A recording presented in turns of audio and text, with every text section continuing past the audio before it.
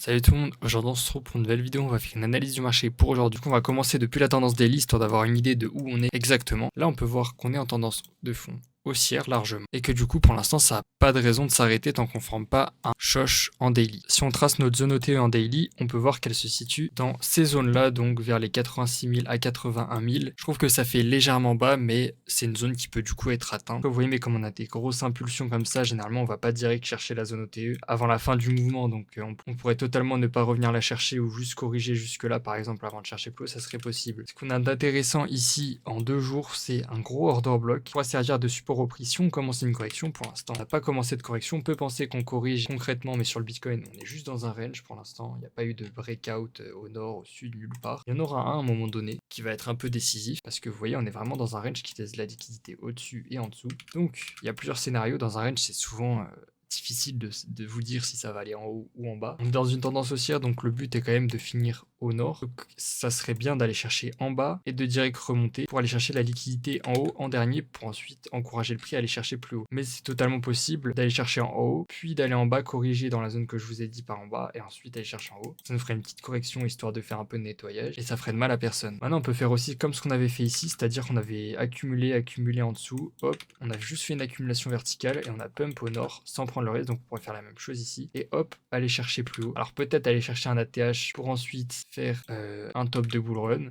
C'est possible vu qu'on est dans une zone très importante. Et vous voyez qu'ici on a laissé plein de liquidités qu'on n'a pas récupérées. Donc je vous le dis, moi ces liquidités elles vont pas rester intactes. C'est impossible qu'on vienne pas les chercher. Donc on ira à un moment donné chercher les 107 000. C'est pourquoi que si on va chercher en bas, c'est un peu plus bullish dans le sens où on sait que ces liquidités elles ont de grandes chances d'être récupérées. Donc on a de chance de faire un truc comme ça. Et si on est débarrassé de ce qui est en bas, on a moins d'attirance pour aller en bas. Donc c'est un peu flou dans un range pour vous donner la direction précise. Tout ce que je peux vous dire, c'est que si on break au sud, il faudra surveiller le prix pour voir s'il commence à faire une correction au nord et que ici dans une sorte de zone OTE, il se casserait la gueule pour aller chercher plus bas et ensuite remonter. Ou alors, c'est juste il ferait une sorte d'accumulation, manipulation, extension au nord directement. C'est aussi possible, sans correction. Et puis voilà. Au niveau de la Bitcoin dominance, comme je vous l'avais montré, je ne sais pas si je l'avais montré ici ou sur mes shorts, d'ailleurs n'hésitez pas à aller la voir, ils sont intéressants. Ou aussi sur mon Telegram ou mon groupe, tout ça est en bio. Ici, on avait un shosh de la Bitcoin dominance qui marquait une tendance baissière, en tout cas en H4 au moins. Sauf qu'il faut voir qu'on a marqué aussi un shosh du coup ici qui est plus petit,